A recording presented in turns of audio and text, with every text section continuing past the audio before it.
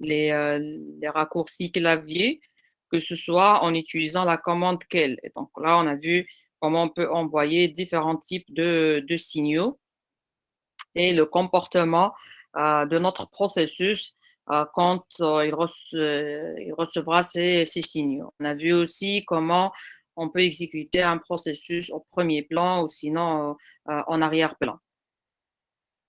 Voilà, donc là, pour le deuxième exercice, on va pas le faire, sauf si on aura le temps. C'est toujours par rapport aux signaux. Ce qu'il y a de nouveau peut-être ici, toujours vous allez voir, ce contrôle Z, comment l'utiliser, aussi comment vous allez, arrêter ou suspendre les d'un programme.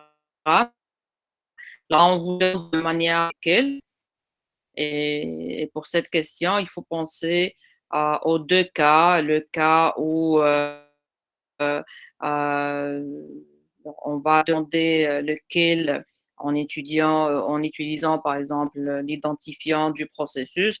Pensez aussi à utiliser l'identifiant du job, puisqu'à cette étape, normalement le contrôle Z, il va, renvoyer le processus en arrière-plan. Donc, OK. Ensuite, ici, là, c'est simple, c'est juste pour vous montrer sur NoHap. C'est-à-dire quand vous lancez votre programme et vous précédez votre programme avec NoHap, donc plus tard, si vous envoyez un signal de terminaison vers ce processus, surtout le signe quand vous fermez le terminal, donc il y a automatiquement un signal de SIGHAP qui sera envoyé. Alors si vous exécutez vous votre programme avec NoHap, donc là ce signal sera ignoré. Donc je pense que ça c'est une manip qui est très simple et mis à part ce NoHap que vous allez voir de plus comme en top pour voir les ressources utilisées par votre processus, il n'y a pas quelque chose vraiment de nouvelle par rapport à l'exo 1 puisque le reste c'est toujours l'utilisation des signaux, que ce soit avec clavier, que ce soit avec la commande key.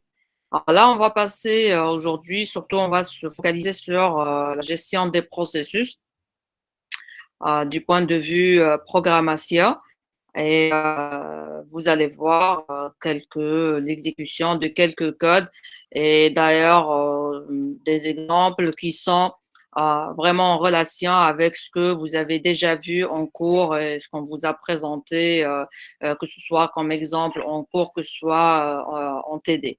Donc là, vous allez le faire en relation et vous allez voir réellement comment ces fonctions, que ce soit l'APC pour la création, le fork, que ce soit pour récupérer euh, du processus, que ce soit pour arrêter ou qu'un processus arrête son exécution avec ce exit. Vous avez vu le wait PID, et ainsi de suite. Donc, toutes ces fonctions, on va voir leur utilisation ici à travers ces exercices, surtout pour l'exo 3 et l'exo 4. On va commencer par l'exo 3, qui est simple. Ici, ce qu'on vous demande, c'est d'exécuter ce programme et d'essayer de déduire qu'est-ce qui est en train de nous afficher.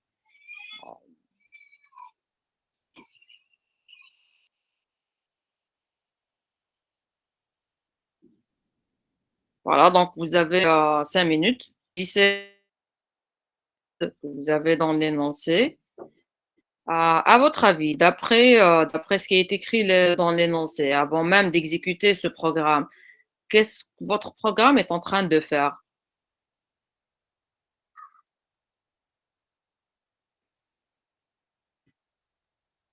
Ce programme de l'exo 3, qu'est-ce qu'il est en train de faire? Il va retourner le PID du programme. Et celui de son père. Il va retourner le PID du programme, mais aussi, oui, voilà, très bien, oui, Abdallah, il va retourner le PID du programme. Et ça, c'est ce qui est écrit ici dans la première, puisque on on vous a expliqué dans le cours qu'un processus, s'il veut récupérer son identité, il peut le faire avec la fonction getPID. Mais il a expliqué, Najib, c'est pas seulement l'identité du processus, mais aussi c'est l'identité de son père. Très bien, aussi la réponse de Sonia. Donc on a les deux identités qui seront renvoyées. Et ça, c'est avec le getPID. Donc un processus qui exécute getPID, donc il aura l'identité, donc il va la récupérer. Et avec le getPPID pour dire get parent process ID, donc ça, il demande à récupérer l'identité de son père. Et normalement, quand vous créez l'exécutable, vous l'exécutez, vous allez voir l'identité de ce processus qui a exécuté ce code, plus l'identité de son père. Alors, le processus parent, à partir duquel nous, on a lancé l'exécution de ce processus.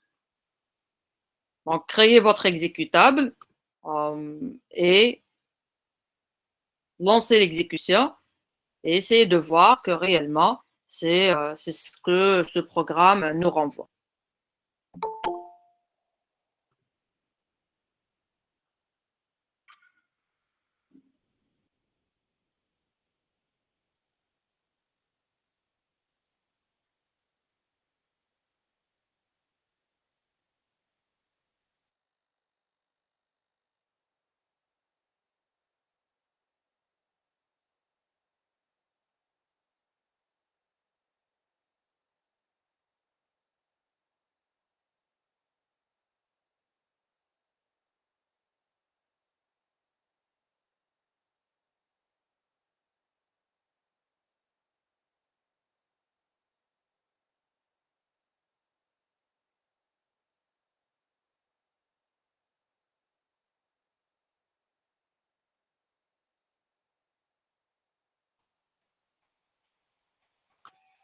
Voilà, donc là, ça c'est mon code.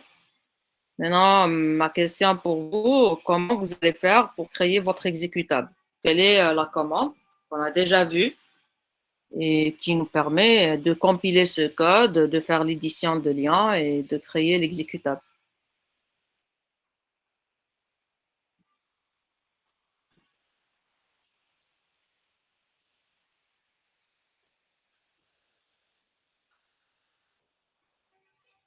Ouais, très bien. C'est ça, donc là, je fais, oui, très bien, pour Yusra aussi pour Faisal.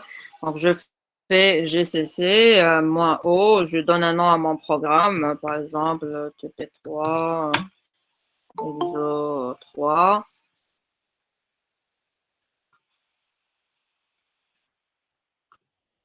Et je veux compiler ce source français.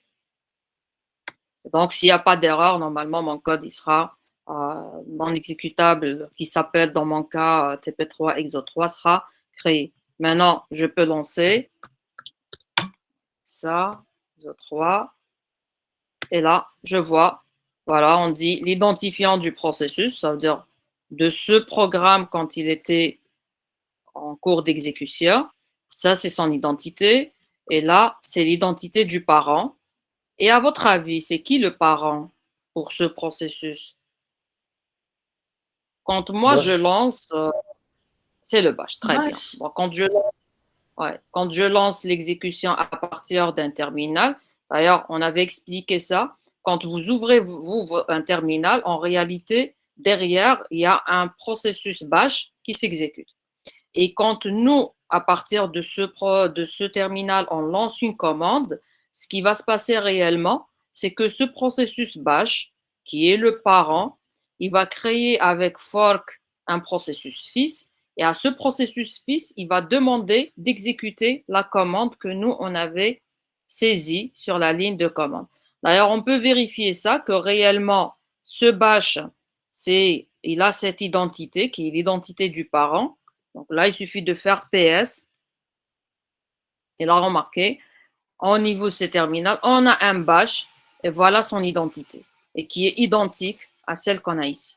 Donc, on peut déduire que le parent de ce processus, c'est le bash. Voilà, donc ça, c'est cet exercice, c'est beaucoup plus pour vous montrer l'utilisation de ces deux fonctions qui vous permettent de récupérer le PID et le PPID du processus et de son processus pair.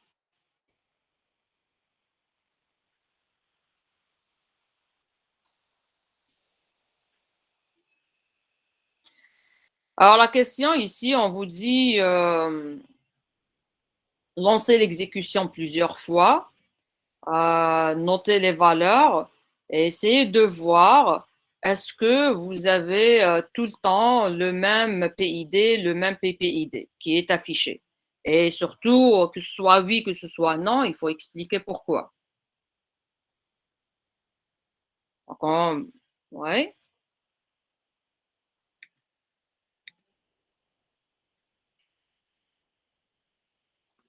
Qu'est-ce que vous remarquez quand vous lancez plusieurs fois?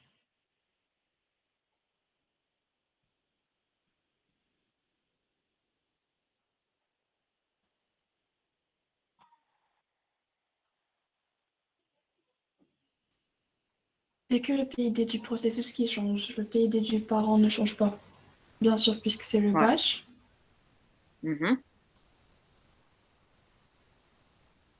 Donc, vu que c'est le bash, vu que c'est le même terminal, on est en train de lancer ce programme du même terminal. Donc là, derrière, il y a un seul bash, il y a un seul processus bash qui est le même, qui ne va pas changer. Et c'est pour ça, nous, ici, quand on exécute plusieurs fois du même terminal, on voit que le parent, c'est toujours le même et c'est l'identifiant de ce bash. Par contre, pour le processus qu'on vient de lancer, il a un identifiant, un nouvel identifiant à chaque fois qu'on l'exécute. Pourquoi? Puisqu'on a dit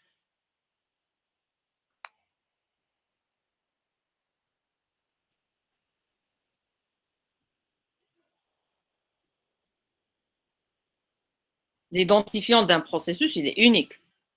Et l'identifiant que quand on parle d'un processus, même si on est en train d'exécuter le même programme, mais le fait de lancer plusieurs fois, ça veut dire que ce sont des processus différents. Et vu que ces processus doivent être identifiés de manière unique, donc à la création d'un processus, il y a un nouvel identifiant qui sera attribué à votre processus. Et c'est pour ça que vous voyez que à chaque fois que vous lancez ce programme, malgré que c'est le même exécutable, mais en termes de processus, c'est un nouveau processus et donc il aura un nouvel identifiant. Maintenant, si maintenant j'ouvre une autre fenêtre, un autre terminal, ça veut dire c'est un autre bash. Et si je vais lancer le même programme,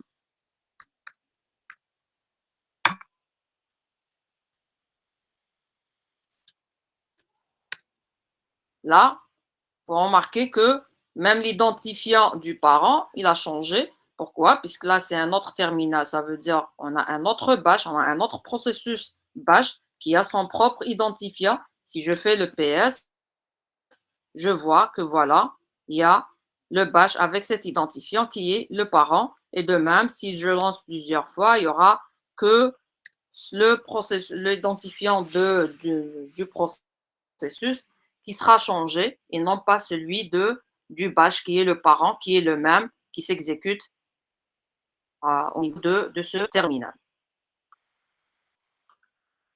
Voilà, donc ça c'est pour vous expliquer cette différence entre l'identifiant du père et l'identifiant du fils et le fait que ça ne veut pas dire que nous, on est en train d'exécuter le même programme. À chaque fois qu'on l'exécute, le système il va lui attribuer le même identifiant. Donc, le processus, il est différent de l'exécutable et à partir d'un exécutable, à partir d'un binaire, d'un fichier exécutable, moi, je peux lancer plusieurs processus et chaque processus a son propre identifiant. C'est clair? Est-ce qu'il y a des questions?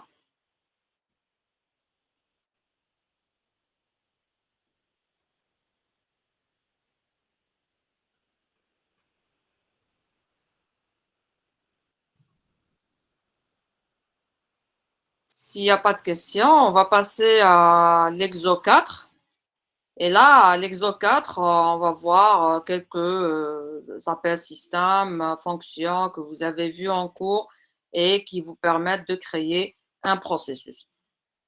Donc, principalement, on vous a donné un exemple ici qui utilise l'appel système fork et ça vous permet de créer un processus FIS. Donc, la première chose, on vous dit, essayez de dérouler, de voir, d'expliquer ce qui est en train de faire ce programme. Après, on va vous demander de faire quelques modifications sur ce programme. Alors, qu'est-ce qui est en train de faire ce programme?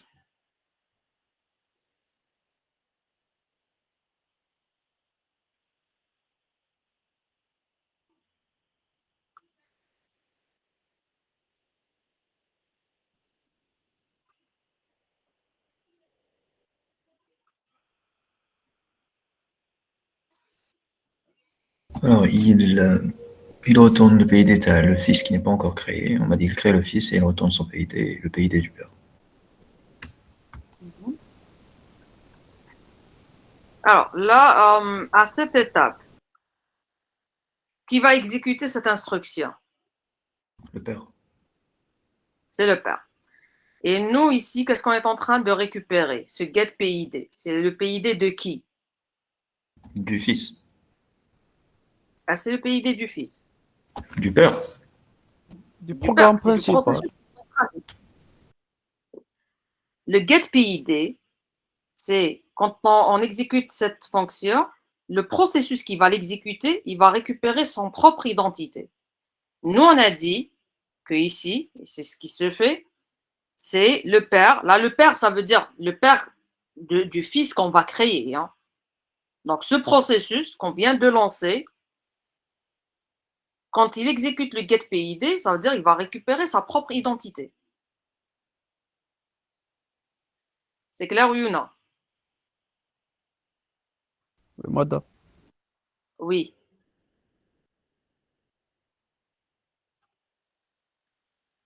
Oui, madame. Ouais. Je comprends la confusion que vous avez. Ça là, le père, ça pensez au père, le père ici, c'est parce que par rapport, nous, à notre exemple. Puisqu'à l'intérieur, ce père, il va utiliser fork, il va créer son fils. Ce qui fait que le processus que nous, on est en train d'exécuter, il sera considéré pour nous le père du fils qu'on va créer avec fork. Et donc là, juste on est en train d'afficher un message, dire, voilà, je suis le père avec telle identité et je dis le fils n'est pas encore créé.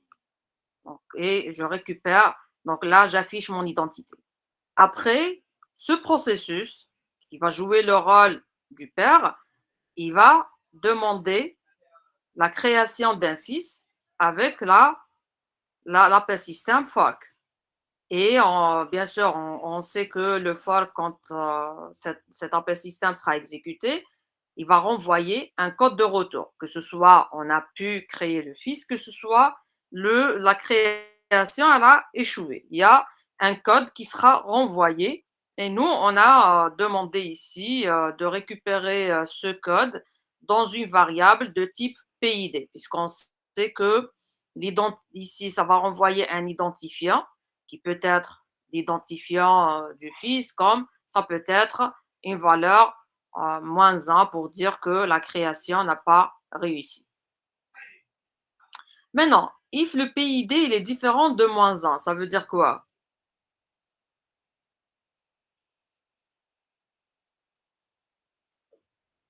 Quelle est la signification de cette condition? Dire que le PID, ça veut Le dire la fork valeur. n'a pas échoué. Voilà, ça n'a pas échoué.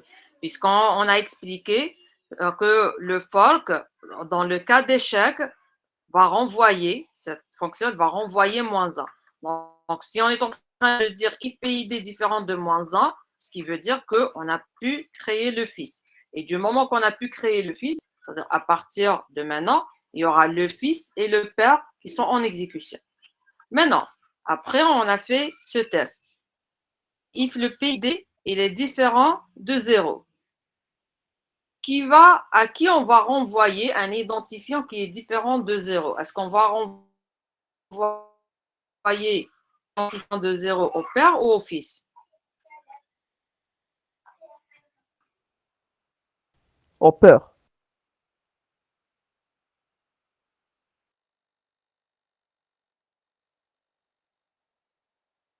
Très bien, oui, c'est au père. On va renvoyer au père un identifiant qui est différent de 0 et qui est égal exactement.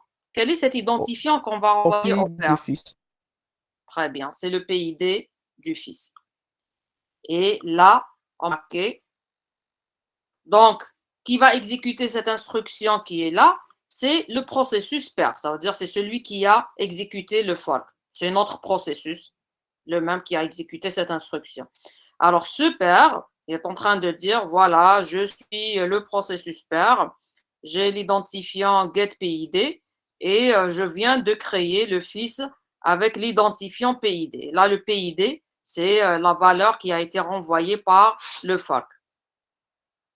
Et le else, qui va exécuter le else, qui va trouver le PID égal à 0.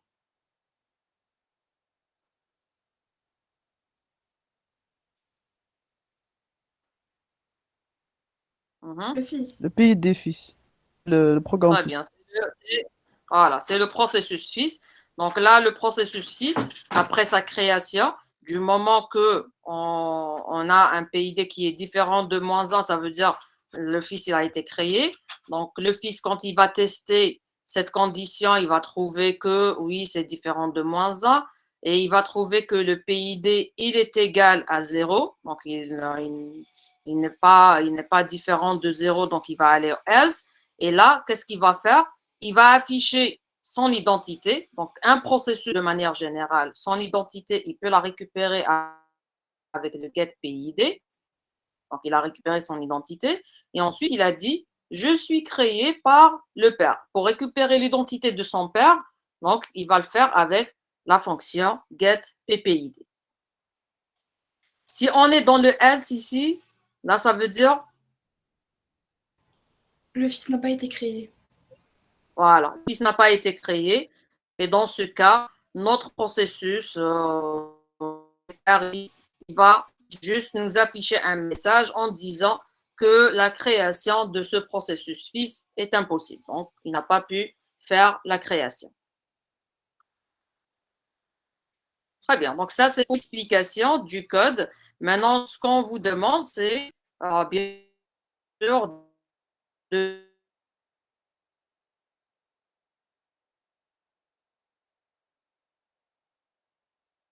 donc, saisissez votre code et essayez de l'exécuter. Et normalement, sur votre système, si vous n'avez aucun problème, vous n'avez pas de, par exemple, de problème de droit, normalement, le fils il sera créé et vous allez voir, afficher le premier. Ensuite, le père, il va afficher ce message et le fils il va afficher ce message. Donc, faites là, la saisie de votre exécutable et vous le lancez. Donc, vous avez 5 à 10 minutes pour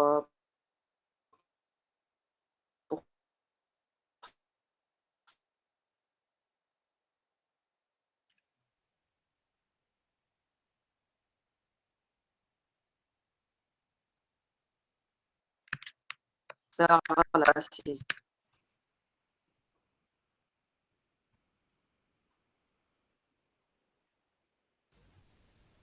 Il faut ajouter un getPID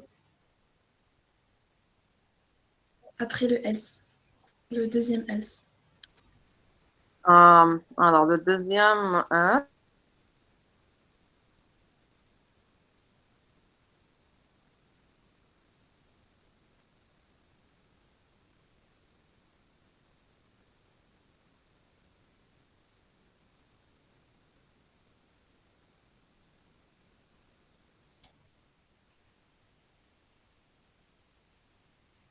pardon, partager d'abord l'écran. rajouter get PID, le pourcentage D. Donc là, il faut rajouter get PID.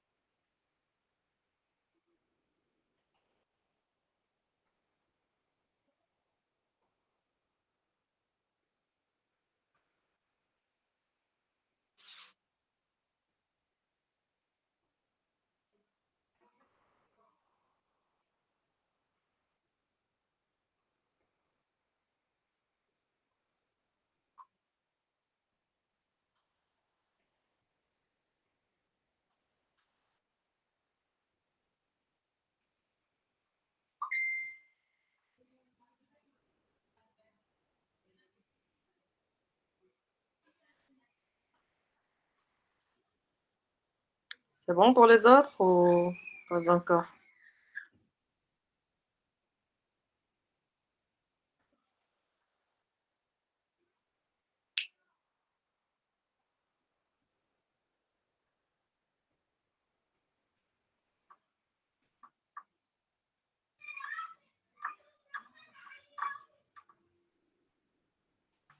Donc, c'est cette ligne qu'on a ici, la première. Ensuite, on a fait le fork après la création. Donc, la création, elle a réussi. Et avec ça, donc là, le père, de son côté, il va afficher son identité. Il va nous dire qu'il a créé le fils avec tel identifiant. C'est l'identifiant qu'il a récupéré à travers fork. Et pour le fils, il dit que voilà, il a été créé par tel processus qui est, là, on voit que c'est l'identité de son père.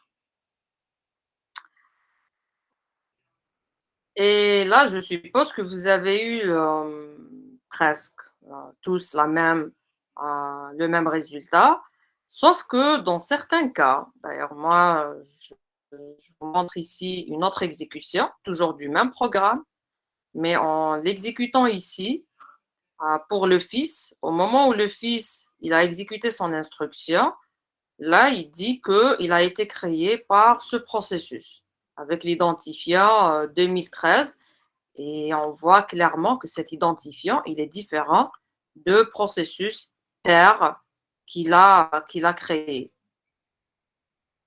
À votre avis, pourquoi? Pourquoi? Pour certaines exécutions, d'ailleurs même pour vous, si vous allez refaire l'exécution plusieurs fois, à un moment donné, vous allez voir un résultat similaire à celui-là, où vous allez voir que le père, maintenant, il est différent de l'identifiant de ce processus qui a exécuté fork et qui a créé le fils. Et je suppose que vous avez parlé de ça en cours et on vous a expliqué ce scénario et après on vous a même introduit l'appel système qu'on peut utiliser et qui nous permet d'éviter ce scénario. Alors, quel est le problème ici et pourquoi cet identifiant qui a été affiché par le fils, l'identifiant de son père, il est différent de l'identifiant du processus qu'on a exécuté? Madame, vous pouvez répéter, je n'ai pas bien compris. Alors, là, OK. Ici, dans l'exécution, normalement, dans l'exécution telle que nous, on cherche à voir et telle qu'on l'a expliqué ici, c'est que là, on a le processus. C'est ce processus qui exécute ce programme. Quand nous, on a lancé ce programme, voilà, c'est le processus avec cet identifiant. C'est ce qu'on a ici, le père processus fils non encore créé. Donc, on a cet identifiant. Après, quand on a fait le fork, le père de son côté, il a affiché, voilà, il a créé le fils avec qui a tel identifiant. Et après, le fils de l'autre côté, il a dit, voilà, j'ai été créé par le père qui a cet identifiant. Et là, l'identifiant du père, on voit clairement que c'est le même du processus qu'on a lancé. Donc, c'est celui qui a exécuté le fork. C'est le processus qui a exécuté ce code de notre programme. Sauf que moi, pour une autre exécution, exactement du même code, hein, je n'ai rien changé, c'est ce code. Quand je l'ai lancé une autre fois, j'ai trouvé qu'il m'a affiché que l'identité du père, c'est celle-là, c'est 2013, et que je vois qu'elle est différente du père qui a créé le fils, ça veut dire celui qui a lancé le fork. Pourquoi, à votre avis?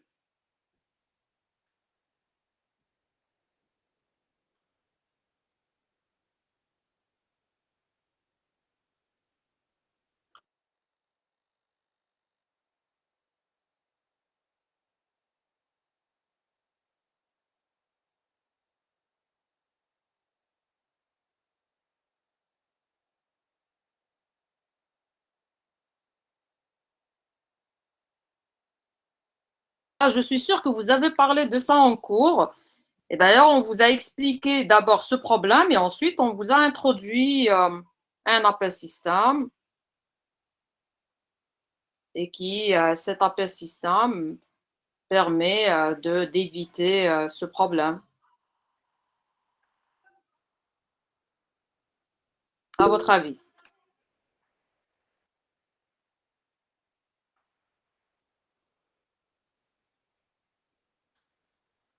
Oui, c'est sûr. Un processus fils ne peut pas avoir deux pères au même moment.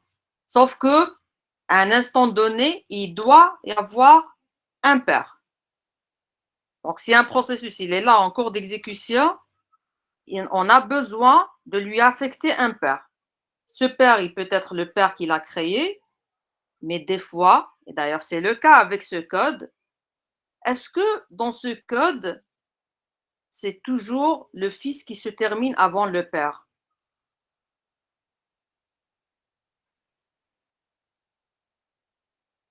Non, Non.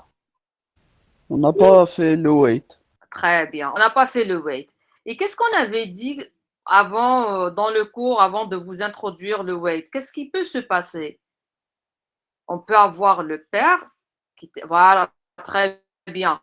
Najib, donc on peut avoir des processus zombies. Et là, un processus zombie, c'est ce processus il a terminé, quand il a terminé son exécution, il a trouvé que son père a déjà terminé son exécution. C'est-à-dire le père a terminé l'exécution avant le fils. Et puisque nous, dans l'implémentation Linux, chaque fils ou chaque processus doit avoir un père, mis à part bien sûr le init, donc on doit le rattacher, le système, il va le rattacher à un autre processus.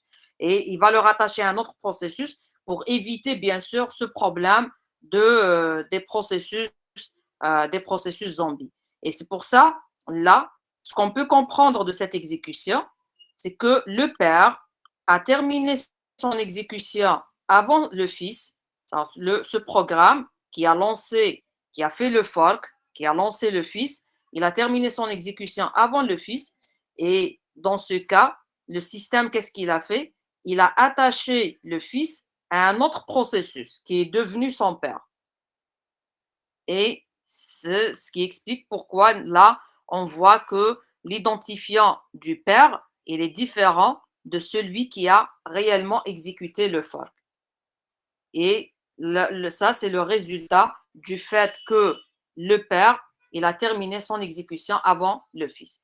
Et on vous a expliqué que pour éviter ce problème, pour éviter ces programmes zombies, le problème avec les processus zombies, ils sont là, ils sont en attente, ils attendent que leur père soit là pour qu'il leur envoie le code de retour. Et s'il ne le trouve pas, ce code de retour, il reste sauvegardé dans le PCB. Et ce qui fait que même si l'image mémoire, à la terminaison du processus fils, même si l'image mémoire elle sera libérée et tout, le PCB, il est toujours là. Et ce PCB, le fait qu'il est là, ça va bien sûr consommer une entrée au niveau de la table des PCB. Et on sait très bien que la taille de cette table, elle est limitée. Donc, le nombre de processus qu'on peut créer à la fois, il est limité sur votre système. Donc, si on veut éviter ce problème, là, la solution, c'est de faire de sorte que ces processus zombies ne soient pas créés. Donc, une solution, bien sûr, automatique faite par le système, c'est que dès qu'on a un processus zombie, on va le rattacher à un autre processus. C'est ce qui évite qu'il reste tout le temps comme processus zombie. Ou sinon, on vous dit par programmation, de sorte à ce que le père attend la terminaison de son fils. Et là, on peut utiliser que ce soit le wait, que ce soit le wait PID. Donc, on vous explique dans le cours, par exemple, pour le wait, on peut attendre n'importe quel fils. Bon, ensuite, on termine l'exécution. Par contre, si on veut attendre un processus bien précis avec un identifiant bien précis, là, on passe par l'utilisation de wait PID. Donc ça, c'est juste pour vous expliquer ça. Et normalement, si vous refaites l'exécution plusieurs fois, vous aurez un cas similaire et vous allez voir un résultat similaire à celui que j'ai ici. C'est clair?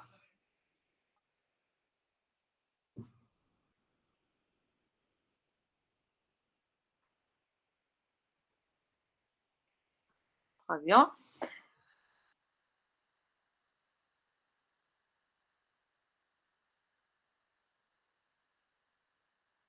Maintenant, voilà. Alors maintenant, ce qu'on vous demande, c'est de modifier ce code de sorte que le fils, maintenant, va renvoyer un résultat à son père et que ce résultat, bien sûr, il sera affiché par le père. Comment normalement, vous avez vu un exemple en cours, comment un fils, il peut envoyer ou renvoyer un résultat au père. Avec quelle fonction il peut le faire? Par exemple, je veux envoyer une valeur bien précise, on va dire, je veux envoyer 15, 20 comme valeur au père. Je peux le faire très bien, c'est avec le exit. Donc, je peux le faire avec le exit. Et après, nous, on cherche que le père, il attend que ce résultat soit renvoyé et ensuite, il va l'afficher. Et de même, dans votre support de cours, vous avez vu que ce soit la fonction qui permet d'attendre et qui permet d'attendre avec la récupération d'un code de retour. Et on a vu aussi comment faire l'affichage de ce code de retour. Ce qu'on vous demande ici, c'est juste de revoir ces fonctions que vous avez vues en cours et d'essayer de modifier votre code de sorte que vous arriviez à voir ce code de retour qui est affiché.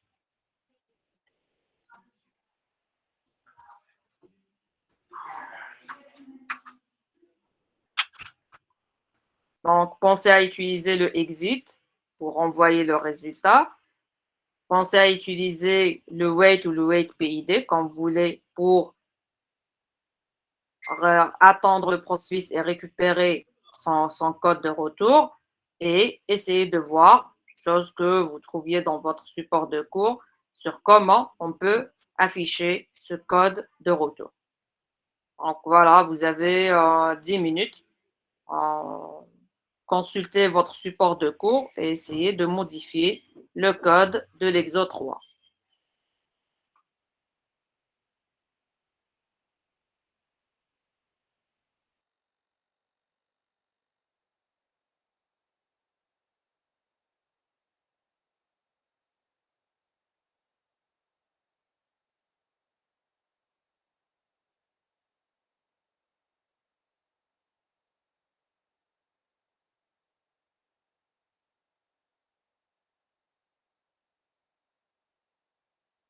Donc, ça, c'est votre support de cours et normalement, vous avez toute l'information nécessaire pour vous arriver à modifier ce code.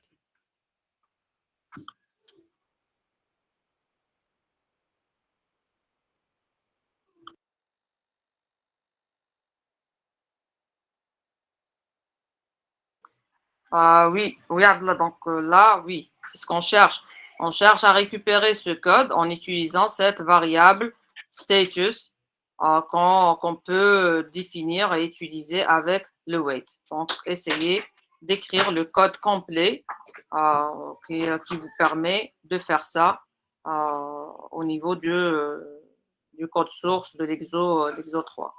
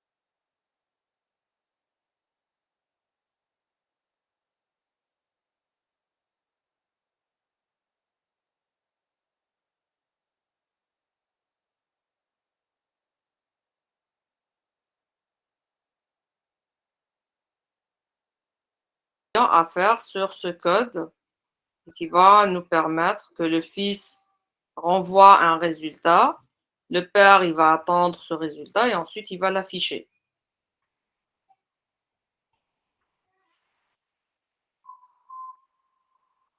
Alors partagez vos codes au niveau du chat.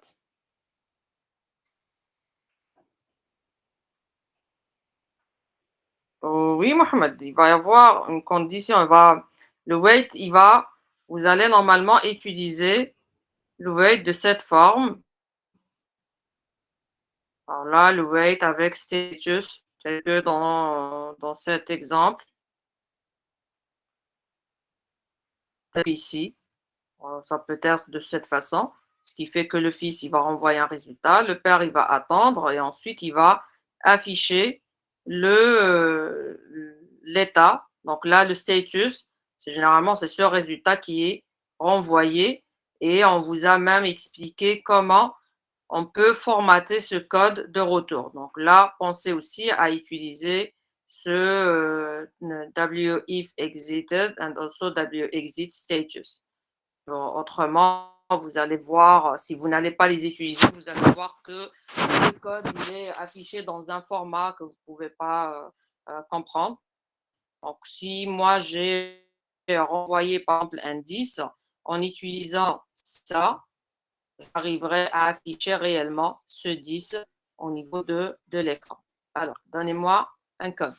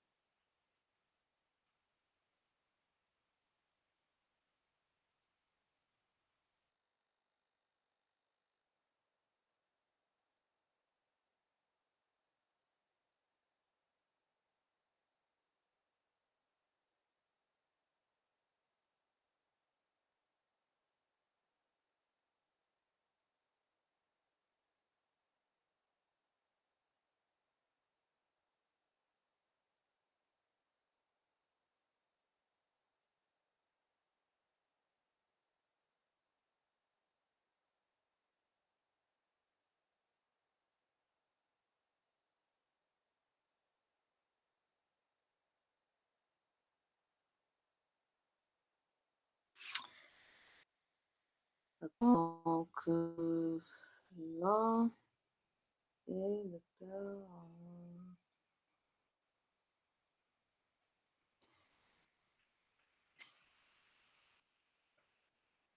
oui, mais là, Najib, oui, je vois, tu as renvoyé un code, par exemple exit 0.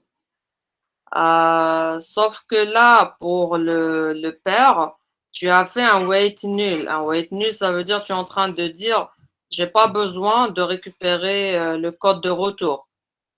Et ça, alors que nous, dans l'énoncé, ce qu'on cherche, on attend, mais on cherche à récupérer ce code de retour. Ce qui veut dire que tu as besoin d'utiliser cette variable status dans laquelle tu vas récupérer ce code et par la suite, tu dois l'afficher.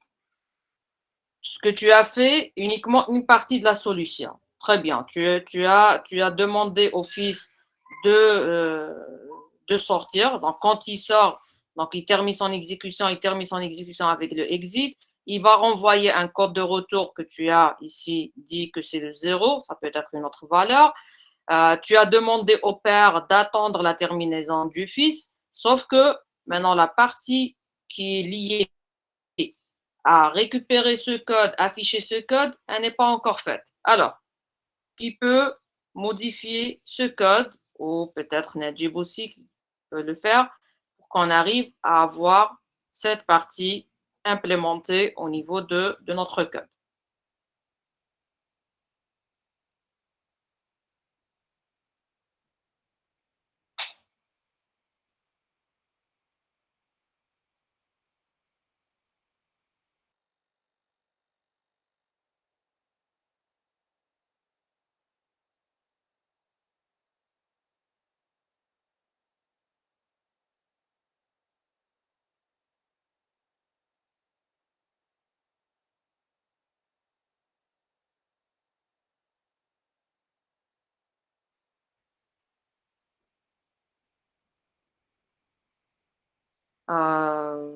Oui, donc on rajoute cette variable A, on fait ce wait A, oui, mais jusque-là, on a juste récupéré, sauf qu'on n'a pas affiché. Moi, je veux mettre d'afficher. Donc, vous avez récupéré. Donc, avec cette variable qui va jouer le rôle de récupérer l'état. Donc, c'est fait avec le wait. Maintenant, on a cette valeur qui est au niveau de la variable A et on cherche à l'afficher. Qu'est-ce qu'il faut rajouter? On fait rajouter printf DA. OK, on va voir. Attendez. Je vais remodifier mon code avec la proposition faite. Et ensuite, on va voir le résultat de l'exécution.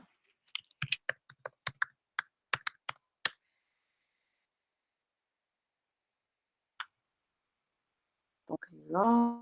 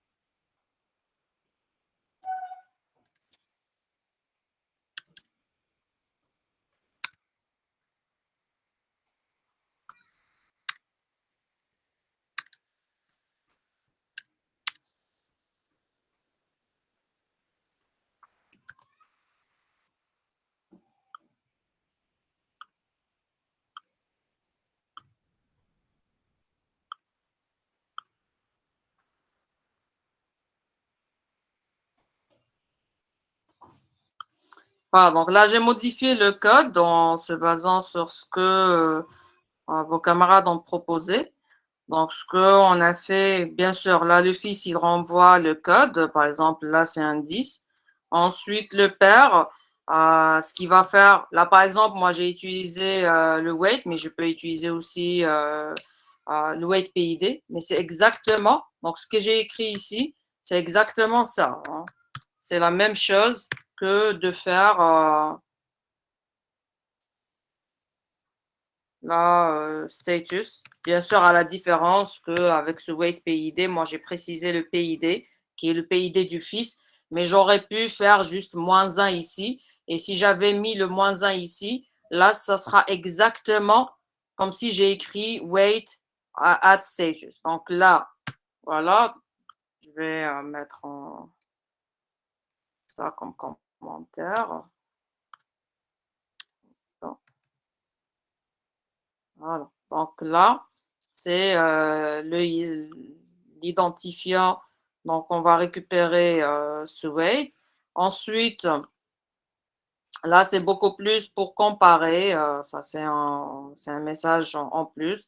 Donc, on peut ne pas le mettre on vous a expliqué que le wait, quand le processus père, bien sûr, il va exécuter le wait, donc il va attendre un processus fils. Et dès qu'on a un processus fils qui a terminé son exécution, l'identité de ce processus sera renvoyée par le wait. Et donc là, j'ai utilisé une variable juste pour récupérer cet identifiant et pour montrer que cet identifiant, c'est le même que l'identifiant du fils qu'on a créé. Avec cette syntaxe, en utilisant le wait PID, là, j'ai précisé que le père va attendre la terminaison de son fils. Et l'identité de son fils, bien sûr, c'est celle qui a été renvoyée avec le for. Donc, c'est la valeur qu'on a au niveau de PID. Et on attend, on récupère un code de retour. Bien sûr, si on n'a pas besoin de ce code de retour, comme votre camarade l'a proposé tout à l'heure, je peux mettre nul ici.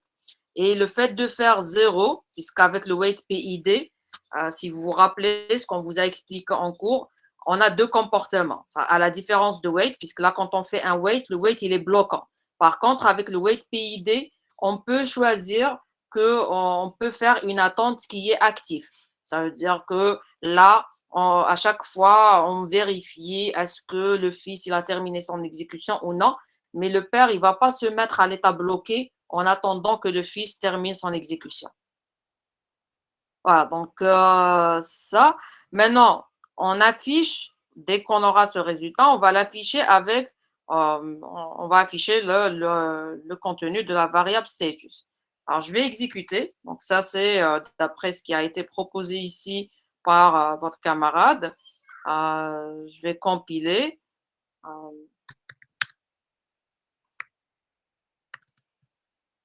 Oh, moi, je l'ai appelé TP3, exo 3, version 0.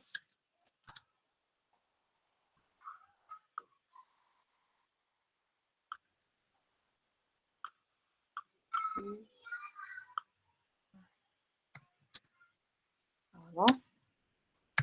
J'exécute.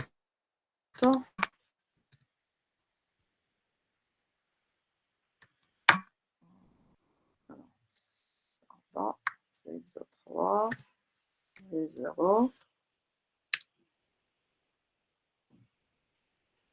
Et là, remarquez le code de retour.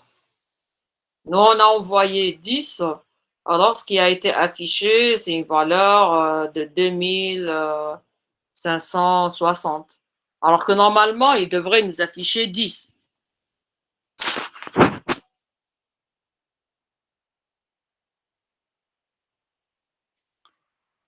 Qu'est-ce qu'on vous a présenté, introduit en cours? On vous a dit que cette valeur status, elle n'est pas représentée dans le format décimal.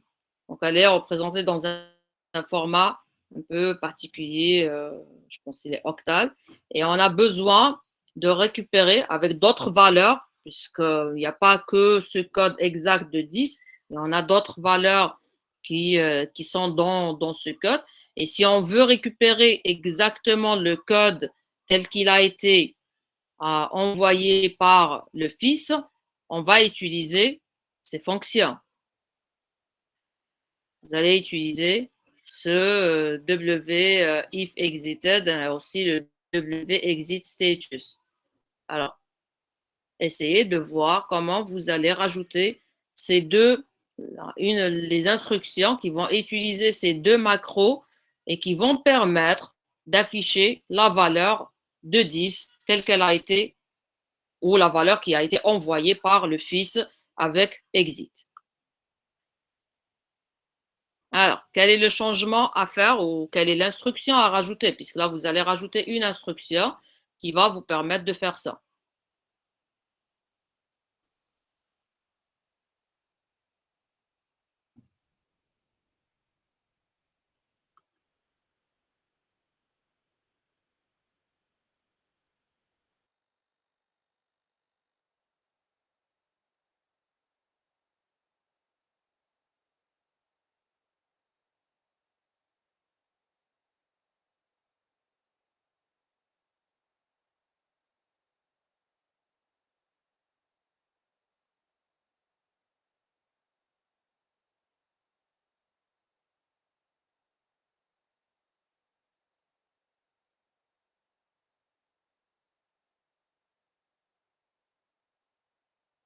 Utilise le wexit status, on doit s'assurer que le processus il a terminé son exécution avec un exit.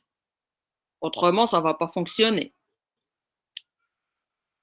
Donc, il faut penser aussi à utiliser ce if exited. Donc là, vous allez rajouter, c'est une instruction if avec une condition donnée. Et si cette condition donnée, elle est vérifiée, donc là, il y aura, bien sûr, vous pouvez utiliser ce wexit status pour afficher la valeur du code de retour qui a été renvoyé par le fils.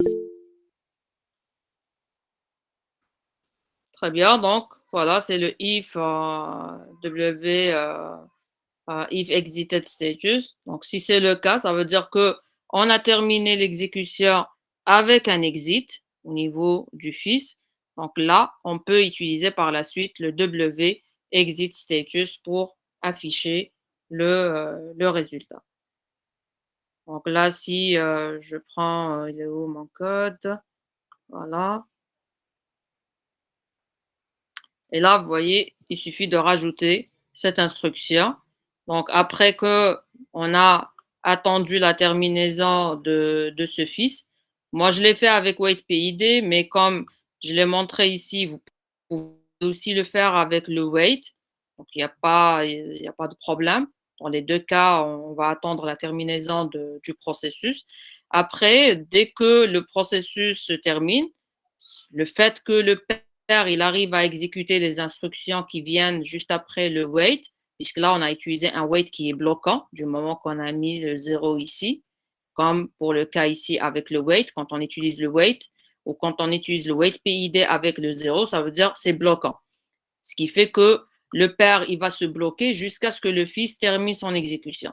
Quand le fils termine son exécution, il va aller, donc il va afficher d'abord ce message et ensuite il va vérifier est-ce que le fils, il a terminé son exécution avec le exit. Donc là, il va le faire avec cette macro, le wif exited status. Et si c'est le cas, il va demander d'afficher le code de retour avec le exit status. Alors, on va lancer l'exécution de ce programme que je vais recompiler. Ça, c'est ce code.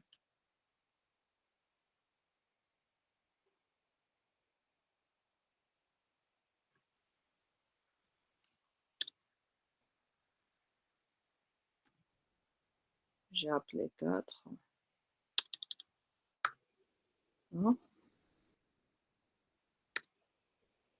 Si maintenant je lance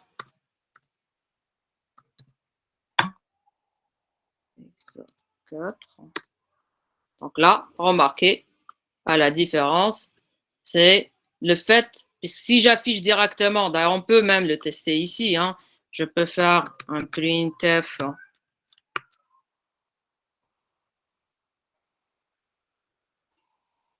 je reprends la même, mais sans utiliser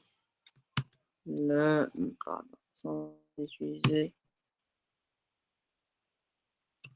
v. Donc là, si j'utilise directement status, sans cette macro pour le formatage, là, CTRL-S, je reprends, j'exécute. Là, vous voyez que sans le formatage, j'aurais cette valeur de 2560. Avec le formatage et en utilisant cette macro de wexit status, là, j'aurai la valeur de 10 qui est renvoyée ou qui a été affiché. Dans tous les cas, c'est le 10 qui est renvoyé, sauf pour l'utilisateur final en termes d'affichage. Pour afficher la valeur telle qu'elle a été envoyée, là, pensez à utiliser ce wexit status. Et pour que cette macro fonctionne, il faut aussi s'assurer que la terminaison, elle a été faite avec un exit. C'est clair?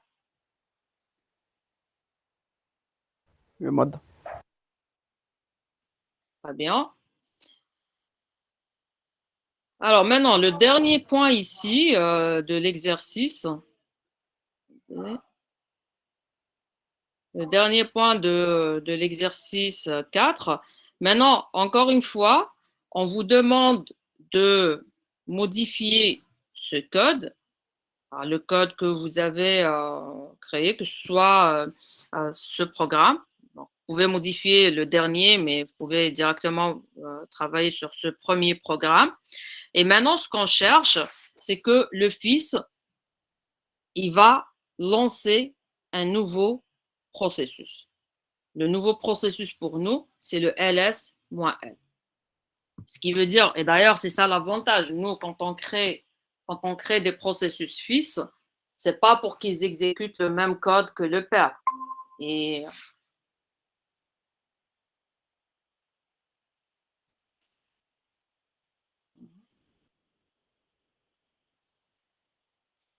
le même code que le père, mais on veut qu'on exécute un nouveau code. Et là, d'ailleurs, ça, c'est ce que j'ai expliqué, par exemple, par rapport au comportement de votre shell. Vous, à partir du shell, quand vous demandez d'exécuter une commande, ce qui va se passer réellement, il y aura un processus fils qui sera créé, et à ce processus fils, on va lui attribuer le programme qui va lancer. Et donc, il va devenir un autre processus, en termes de processus. en termes d'identifiant, il gardera le même identifiant. Sauf que son image mémoire, elle va changer et il va devenir un autre processus en termes de code. Et pour ça, on vous demande d'utiliser une des fonctions de la famille exec. Donc, essayez de voir le manuel. Essayez de voir le manuel de exec. Et après, essayez de voir comment vous pouvez l'utiliser pour lancer la commande ls-l. Ça veut dire que le fils... Très bien, donc je pense que oui. On va tester ce que votre camarade il a proposé. Entre-temps, puisque là, lui, il a proposé avec le exec LP, d'autres, peut-être vous pouvez utiliser d'autres variantes. D'ailleurs, on peut voir ici dans le manuel, exec. Là, vous voyez que vous avez différentes formes. Ça peut être du exec LP que proposé par Abdullah aussi, par Mohamed. Ça peut être un exec V, un exec VP, VPE, et ainsi de suite. Donc, vous pouvez utiliser une de ces formes, un exec tout court, et vous, normalement, quand le fils il sera créé et quand il exécute ce exec, il va devenir le nouveau processus. Donc, il va, son image mémoire, l'ancienne mémoire qui est ce code. Donc, je prends Léo. Donc là, initialement, voilà, c'est OK. Donc, ça, c'est le code qu'on avait, nous, créé. Ça, c'est le code initial. Avec ce code, quand nous, on crée le fils avec le fork, dans son image mémoire, si vous allez voir le segment code, vous allez trouver exactement ce code. Sauf que là, le fils, bien sûr, il va commencer son exécution de l'instruction qui vient juste après le fork. Maintenant, nous, ce qu'on cherche, c'est que ce fils, quand on le crée, quand on arrive à exécuter la partie du fils, il va exécuter un autre programme, et ce qui veut dire que son image mémoire, elle sera supprimée et elle sera remplacée par le code de ls. Alors, vos camarades, ils proposent un suivant. Donc là, on va faire exec lp. C'est le ls. ls. Ensuite, -l. Là, on vous dit, en marqué en termes, si je prends le cas de exec lp, on vous dit, voilà la syntaxe, comment elle va se présenter. Donc, tout d'abord, vous donnez le fichier. Donc là, le fichier ou path, ça veut dire c'est le chemin vers l'exécutable. Donc, vous pouvez faire ls, mais de préférence, normalement, on devrait donner le chemin complet où se trouve le binaire. Mais peut-être qu'aujourd'hui, on peut faire exception, mais si vous pensez du point de vue sécurité, de préférence, c'est de donner le chemin complet de votre commande ls où elle se trouve. Après, si on voit ici dans le manuel, juste après, il faut mettre les différents arguments, y compris le argv0, le nom du programme. Donc, ça correspond à ce qui est écrit ici comme file, donc le chemin vers le binaire, c'est le ls. Ensuite, nos arguments à partir de argv0, donc c'est le ls qui est le nom du programme, qui est le argv0. Le deuxième argument, c'est le -l. Et on termine avec nul. Donc là, le nul, c'est pour dire que c'est la fin. Il n'y a plus d'argument et c'est lié à l'argument.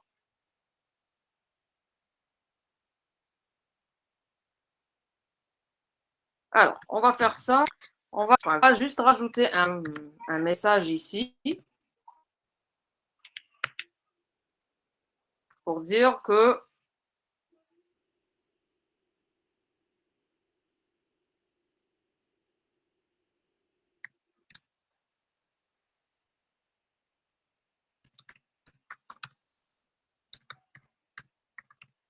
Donc là, c'est juste pour dire, puisqu'il y a une chose très importante, quand on utilise le exec, ou n'importe quel, d'ailleurs c'est pour ça qu'on appelle ça la famille des fonctions exec, quand vous utilisez une de ces fonctions pour lancer l'exécution de votre programme, si cette fonction, elle va réussir, là, l'image, bien sûr, elle est remplacée, très bien, et normalement, cette instruction ne sera jamais exécutée, puisque là, on a remplacé l'image, ce qui veut dire on n'a plus ce code, mais on a plutôt le code de ls.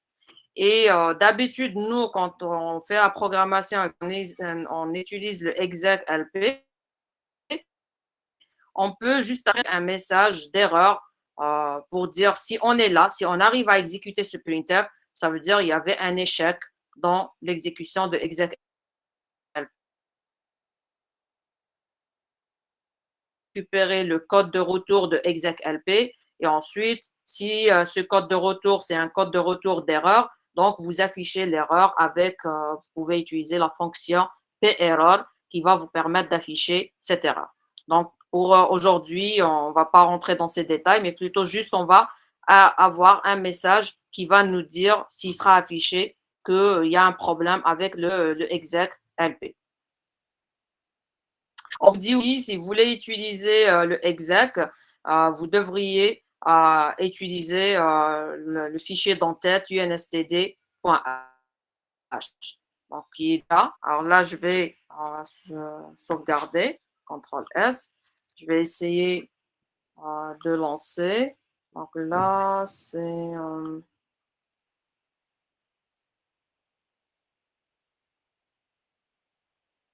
fichier.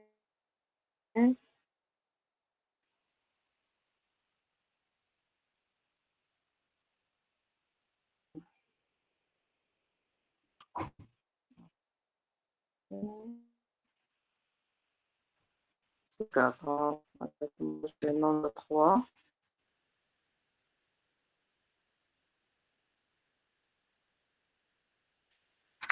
Si je lance l'exécution,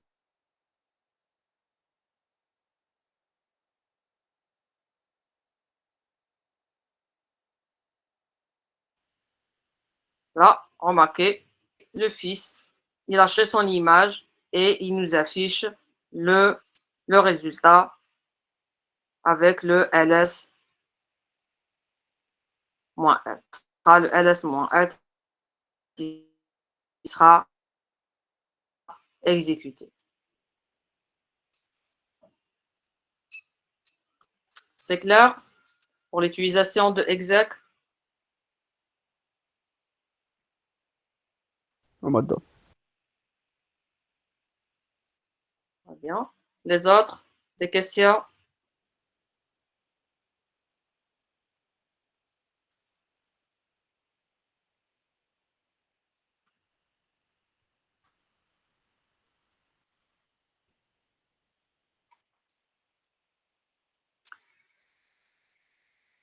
Voilà, donc on est arrivé à la fin de la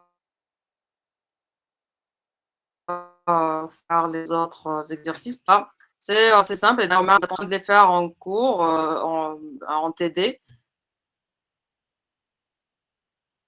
Ça, beaucoup plus pour vous montrer comment on peut faire ça. D'ailleurs, même, moi, ce que je vous conseille, surtout pour mieux maîtriser ça pour la révision pour l'EMD, essayez de revoir le code qu'on vous a donné sur le cours à votre série de CD et essayez de faire la programmation. Comme ça, vous pouvez voir l'exécution concrète de ces programmes. D'ailleurs, là, par exemple, ça vous permet, et je pense que vous avez vu quelque chose de similaire en TD, on vous donne ici, on est ce qu'on est en train de faire, c'est la routine initiale de ces signaux. Et voilà la nouvelle routine pour nous qu'on a appelée handler. Et après, normalement, vous allez voir, d'ailleurs, quand on vous a expliqué les signaux, on vous a dit qu'on a deux types de signaux. On a les signaux qui sont déroutables et les signaux qui ne sont pas déroutables. Quand on dit il n'est pas déroutable, Ce qui veut dire que moi, je ne peux pas changer la routine par défaut qui est associée à ce signal. Par contre, un signal qui est déroutable, je peux changer sa routine. Un exemple, d'ailleurs, si je reprends la liste des signaux qu'on vous a donné sur le support de cours, là, on avait parlé la dernière fois de SIG TSTP. Donc, le SIG TSTP, ça c'est pour suspendre l'exécution du processus, et ça c'est l'équivalent de ce contrôle Z. Ce SIG TSTP, il est déroutable. Ce qui veut dire que moi, si je demande de changer sa procédure ou sa routine d'interruption, cette routine, elle peut être changée par une nouvelle, celle que moi je vais définir. Par contre, on a un autre signal équivalent à SIG-TSTP, il a le même comportement. Si on va l'envoyer vers un processus, ce processus, on va suspendre son exécution, sauf qu'à la différence de SIG-TSTP, il n'est pas déroutable. Ça veut dire que vous ne pouvez pas changer son comportement. Donc, je ne peux pas, moi, dire je change la routine d'interruption, par exemple, pour ignorer ce signal. Là, je ne peux pas le faire. Et ça, c'est le SIG stop. Donc, le SIG stop, c'est exactement la même chose que le SIG TSTP en termes de comportement. Donc, on va arrêter, on va suspendre l'exécution de manière temporaire jusqu'à ce qu'on va exécuter le SIG count d'un processus. Sauf qu'à la différence de SIG TSTP, on ne peut pas le dérouter. Et vous avez aussi d'autres signaux aussi qui ne sont pas déroutables, tels que par exemple le SIG kill. Alors le SIG kill, c'est au même principe, par exemple, de SIG INT ou de SIG term. Donc ça permet aussi d'arrêter, de terminer l'exécution d'un processus, sauf que le SIG kill, c'est un signal qui est fort. Ça veut dire quand on l'envoie, d'ailleurs, on peut pas, un processus, il ne peut pas l'ignorer. Et nous, on ne peut pas, par programmation, on ne peut pas dérouter ce signal. Donc là, vous pouvez le voir comme l'exemple, par exemple, vous, et je suppose que vous avez peut-être eu cette expérience sur votre système, surtout pour Windows. Vous avez un processus lancé. Ce processus, à un moment donné, peut-être il est bloqué ou il ne répond pas. Vous essayez de cliquer sur cette icône pour fermer le processus ou arrêter l'application. Là, quand vous le faites, c'est comme si vous êtes en train d'envoyer ce SIG term ou SIG INT. Donc, le problème, c'est que le processus, il peut l'ignorer, il peut ne pas répondre à ce signal. Et généralement, vous, ce que vous allez faire, vous allez vers le gestionnaire de tâches, sur Windows, et vous dites terminer immédiatement. Donc, le terminer immédiatement, ça vous forcez la terminaison de ce processus. Là, c'est comme si vous êtes en train d'envoyer ce SIG kill. Il va terminer de manière immédiate le processus. Donc, ce processus, il ne peut jamais l'ignorer.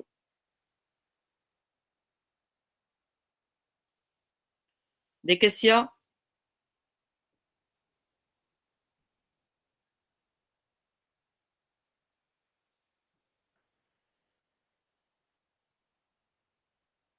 Des choses qui ne sont pas claires?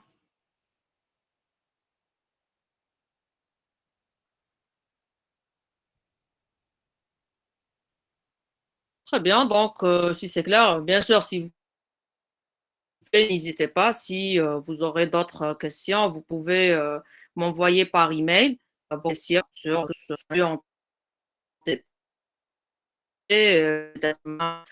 lié au cours sur la gestion de processus de signaux. Très bien. Donc, si aujourd'hui il n'y a pas de questions, on peut terminer la séance. Mais s'il vous plaît, n'hésitez pas. Si vous aurez après des questions quand vous faites vos révisions, n'hésitez pas à me contacter.